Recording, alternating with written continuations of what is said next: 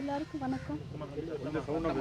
நீதிபதிகள், சிபிஐ, வழக்கறிஞர்கள், பிரஸ் மீடியாக்கள், ஊர் பொதுமக்கள் அனைவருக்கும் வணக்கம். என் பையனை அடித்து கொன்ற வழக்கில் என் பையன் திருடன் இல்லை என்று நீதிபதிகள்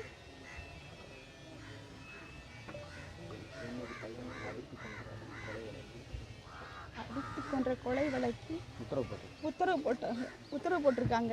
அதை மனசுக்கு ரொம்ப சந்தோஷமாக இருக்குது. இருந்தாலும் கூட என் மயம் போனதை தாங்க முடியாத வருத்தமும் இருக்குது. 11 மணிக்கு நடந்திருக்கு கோயிலில். எனக்கு தெரியப்படுத்தவே இல்லை. 11 மணிலேருந்து 2 மணிக்கு தான் எங்கள் ஸ்டேஷனில் கூட்டி கொண்டு விட்டுருக்காங்க.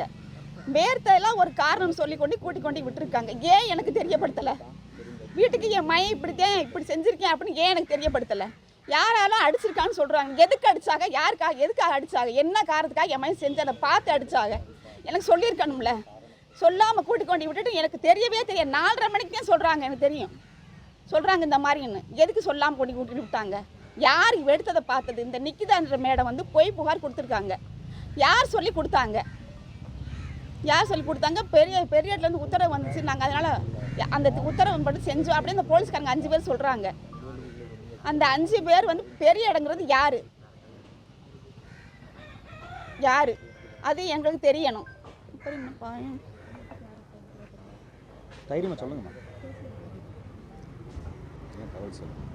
எனக்கு ஏன் தெரியப்படும்? 4:30 மணிக்கு தான் எனக்கு தெரியும். நாங்கள் போய் ஸ்டேஷனில் போய் என் மயனை போய் பார்த்தேன். நானும் சின்ன பையன் போய் 8 மணிக்கு பார்த்தோம். அங்கே 2 என் மயனை போய் கேட்டதுக்கு எனக்கு தெரியாதுமா அப்படின்னு சொன்னான். சொல்லவும் சக்தி சொல்லலாம்ல, சொல்லுங்க. சக்தி தம்பியை பார்க்கணும்னு சொல்லி அவர் தான் கூட்டிகிட்டு போய் எங்களை காமிச்சார். கூட்டி என் பையனை கேட்டுக்கிட்டு இருக்கையில அவர் சொன்னேன் எனக்கு தெரியாதுமா, நான் எடுக்கலையும் கையை காமிச்சான். அப்போ ஒரு போலீஸ்கார் நீங்கள் நிற்காதம்மா போங்கம்மா போங்க 2 பேர் விரட்டி விட்டாங்க. நாங்கள் வெளியே போய் நானும் என் பையன் நின்றுக்கிட்டு இருந்தோம். அப்புறம் வெளியிலேயே எங்கள் நிற்க விட மாட்டேன்ட்டாங்க போலீஸ்காரவங்க. அப்போ சக்திகிட்ட கேட்டு எப்படின்னா போக சொல்கிறாங்க. இப்போ நீங்கள் போங்கம்மா நான் பார்த்து கூட்டிகிட்டு வந்துடுறேன் அப்படின்னு சொன்னாப்புல. சொல்லவும் இங்கே 2 விட்டுட்டு வர மனசு இல்லாமத்தே சரி சக்தியும் கூப்பிட்டு வந்துடுவாப்புல. சரி காலையில் எது நடந்தால் நம்ம காலைல முதல்ல ஒரு வக்கீலை பார்த்து வெளியே எடுத்துக்கிடுவோம் அப்படின்னு சொல்லிட்டு நானும் என் பையனும் சக்தி இருக்க தைரியத்துலையும் நம்பிக்கையிலையும் வந்தோம். காலையில் தூங்கி எழுந்து நானும் என் பையனும் போய் ஸ்டேஷனுக்கு போகலாம் அப்படின்னு சொல்லி நான் கிளம்பிக்கிட்டுக்கல ஒரு 2 பேர் ஒரு டெம்போ வச்சு நின்றுட்டு இறங்கி வந்தாங்க. இறங்கி வரையில் நான் கடைக்கு ஒரு சோப்பு வாங்க வந்தேன் 6 மணியை போல் காலையில். கரெக்டாப்பா சோப்பு வாங்க வந்தேன். அப்புறம் ஒரு டெம்போவில் வெள்ளை வண்டியில் 2 பேர் இறங்கினாங்க. இறங்கையில் நான் பார்த்துட்டு வேகமாக என்னை நோக்கி தான் வந்தாங்க. வரும் யாரும் தெரியல. அந்த சோப்புக்கார பிள்ளைகிட்ட கடைக்காரப்பிள்ள காசு குடிக்கல வந்தாங்க. வீடு எதுமான்னு கேட்டாங்க. இதுதான் சார் அப்படின்னு கேட்டேன். உன் மயன் என்ன பண்ணியிருக்கேன்னு தெரியுமாமா அப்படின்னாரு. என்ன சார் பண்ணியிருக்கேன்? சொன்னாங்க சார் இந்த மாதிரி எடுத்துருக்கேன்னு சொன்னாங்க சார் அப்படின்னு. வீட்டை வாமான்ட்டு கதவை திறக்க போனாங்க. நான் சொன்னேன் சார் இந்த பக்கம் சின்னவன் தூங்குறேன், இந்த பக்கம் கூட்டிட்டு லைட்டு போட போகலாம் அப்படின்னு சொல்லிட்டு இன்னொரு கதவு இருக்குது. அதை பக்கம் போய் நீ ஏமா ஓடி போய் முதல்ல கதவை திறக்கிற? நான் திறப்பே இல்லைம்மா அப்படின்னு சொன்னாங்க. சார் பையன் தூங்குற இருட்டாக இருக்குது மிதிச்சுன்னு சொல்லிட்டு நான் லைட்டு படத்தான் சார் முன்னாடி வந்தேன் அப்படின்னு சொன்னதுக்கு அதட்டுனாங்க. பீரோலாம் திறம்மா அப்படின்னு சொன்னாங்க. பீரோலாம் திறக்கவும் சாவி எடுத்து பீரோ திறந்து உள்ளே இருக்க புறாமல் எடுத்து போட்டாங்க. எடுத்து போட்டு எங்கேம்மா வச்சுருக்கேன் நகை அப்படின்னு கேட்டேன். சார் இல்லை சார் தெரியல சார்ன்னு அவன் ட்ரெஸ் எல்லாம் எதுமா அப்படின்னு சொன்னாங்க.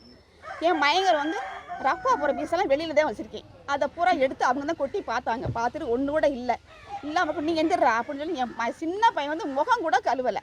முகம் கூட கழுவ சட்டையை கூட பிரட்டி கூட போட விட மாட்டேன்ட்டாங்க. அவ்வளோ வேகமாக அவனை போட வச்சு கூட்டிகிட்டு போனாங்க. அப்போ கேட்டாங்க உன் மயன் ஆச்சி கடை எங்கேம்மா இருக்குது அப்படின்னு. ஆச்சி வீடு எங்கேம்மா இருக்கட்டும். ஆச்சி தாத்தாலாம் இறந்துட்டாங்க சார் அப்படின்னு நான் சொன்னேன். இல்லைம்மா கடை வச்சுருக்காங்கம்மா கோயிலுக்கு மேலே கடை வச்சுருக்காங்க கோயிலுக்கு முன்னாடி அப்படின்னு நான் கூட சொன்னேன். சார் எங்கள் சொந்தக்காரங்க இருக்குமோ அப்படின்னு சொன்னேன். அவங்க பேர் குருவம்மான்னு சொன்னேனம்மா அப்படின்னா எங்கள் பெரியம்மா தான் சார் அப்படின்னு சொன்னேன். அப்போ வீடை காட்டுறான்னு சொல்லி சின்ன பையனை கூட்டிகிட்டு போனாங்க.